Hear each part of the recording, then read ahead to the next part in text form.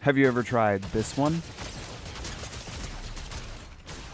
The skin is ridiculous. Another season of Fortnite Festival is officially in the books, which means it's time for me to awaken from my slumber to record a video that you guys actually hopefully want to watch this time. This season's icon was Sabrina Carpenter, and yeah, that actually makes a lot of sense. A lot of people have been positioning her as this generation's Taylor Swift, and I definitely see that. She's basically taken over the radio, and she's always trending on social media, so it makes a lot of sense that Fortnite would want to capitalize on her success. This is also the first season in a while that I haven't really seen a lot of naysayers complain about Sabrina as the icon, which is cool to see. Fortnite already had Espresso in the game as a playable jam track, so they went ahead and added a handful of more songs from Short and Sweet, along with a couple songs from her prior album. The charting for her songs on lead, pro lead, vocals, bass, and pro bass lean more on the easy side, but they are pretty fun. The standout here is Please Please Please. This is a really fun chart. With the exception of those, the rest of the charting this season has been fine, I guess. Nothing has really stuck out to me as a must-play chart, which is a little disappointing. I don't play a lot of drums, but I have heard the pad drum charts have been getting significantly worse every season, so that's fun. One of the biggest changes of this past season was overhauling the jam stage mode. Now, in the past, this has always been a game mode that flew under a lot of people's radars, which made sense. There wasn't really a ton to do here.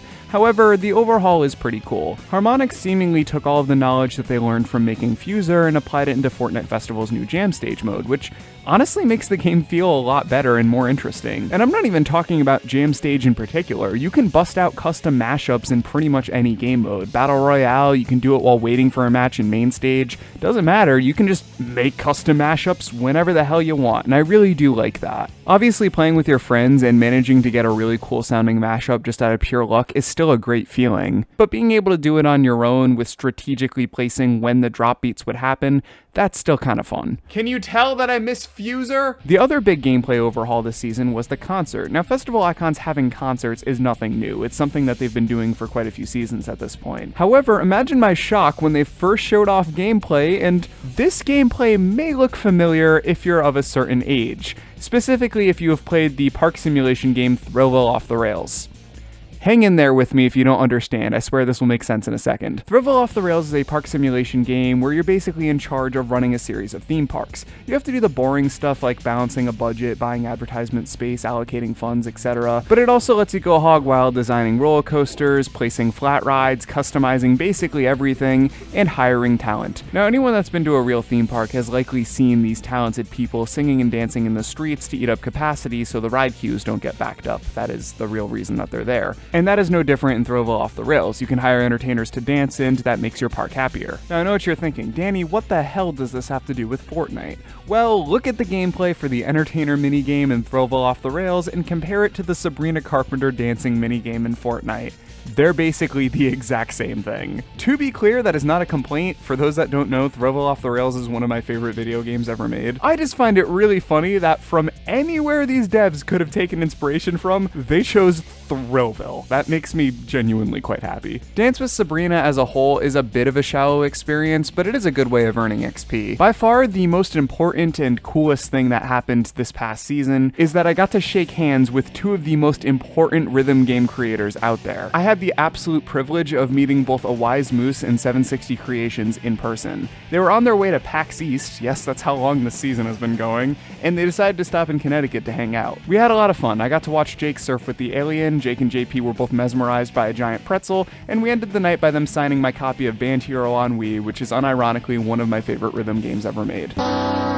Alice in Chains also had a medical emergency that night, but you're gonna have to listen to Lore Hero to find out about that one. Thank you guys so much for stopping by to meet me. It was genuinely really, really cool, and I hope you all had fun at PAX. But that is where the fun ends, ladies and gentlemen, because getting back to Fortnite Festival, what the hell do you want me to say at this point? Pretty much every single issue I had with the last season is still here in full force, with some more new issues rearing their heads. Every once in a while, Jason Paradise's sleep paralysis demons will make an appearance on the screen, because that's not terrifying at all. Battle Stage barely fucking works anymore. It took me almost 5 full minutes to find a match. And when I did find the match, the scoring system was so broken that out of frickin' nowhere, my score got dropped 1,000 points below second place, and second place became first place when the song had already ended. How does that even happen? And of course, say it with me now, Where's the practice mode? Yeah, thank you. It is still missing. I genuinely would love to practice this game's version of Freebird, but nope. It's almost like Harmonix and Epic Games are just allergic to communication, because I would love to be told, hey,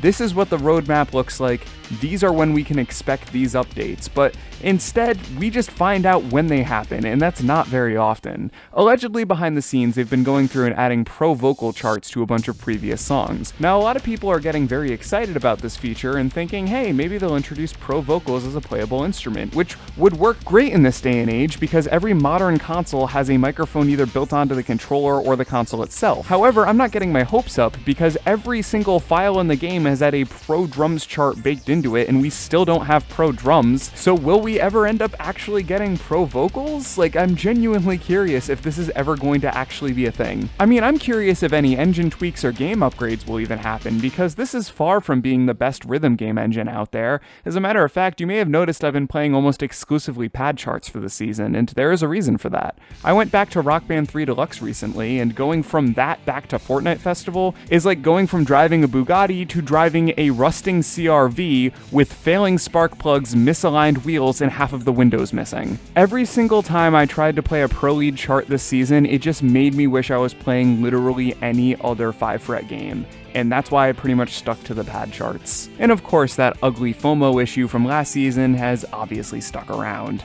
So yeah, it's pretty clear Fortnite Festival still has a long way to go. I just wasn't expecting the word "still" to be in that sentence, considering the fact that it has been well over a year and a half and we still are missing basic features that early Rock Band and Guitar Hero games both had. I mean, at the end of the day, whatever, I'm basically yelling at a brick wall. If you Google Fortnite Festival and go to the videos tab, you are guaranteed to find at least one of my videos bitching about Epic Games, so they definitely hear the criticism. It's just frustrating that they aren't doing anything to correct it. So honestly, why should I give a shit anymore? Why should you give a shit anymore? The game is still fun, but it's got so many problems that it just genuinely makes you wish you were playing something else. And that is exactly why I have been playing something else. When Fortnite Festival adds in features that I've been begging for the last year and a half, maybe I'll switch back to this game full time, but until then, I'm sorry, I guess I'll just stick with the pad charts. No amount of deadmau5 is gonna undo bad decisions. But what did you guys think about this past season? Please let me know your thoughts in the comments below, and until next time, this has been DanRock. Peace out, take care, and rock on.